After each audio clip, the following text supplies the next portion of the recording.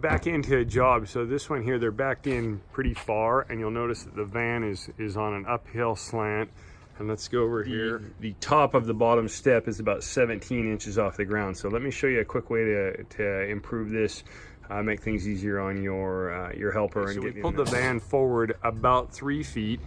And is what that's done is it's leveled it out a whole bunch. And let's go. The back bumper is at 14 inches off the ground. So we've lowered it 3 inches. It's made that step when you come up onto it much lower, and it's put everything in here level, so if you're pulling stuff in and out of the box, you're not pulling it uphill, and it's just easier to get to. So installers or drivers on the van, when you back it in, and you can do this on most jobs. I've had people say, oh, it's out, it's blocking the sidewalk, it's in the street.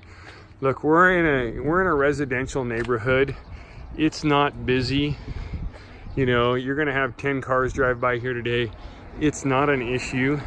You know, obviously if you're parking on Watt Avenue or someplace that's busy like that, that's a little bit different, or you're somewhere where it's got high traffic, that's a different thing. Unload, move the van back. But in these residential areas, this is how we want to set it up, make it easy for yourselves. Thanks.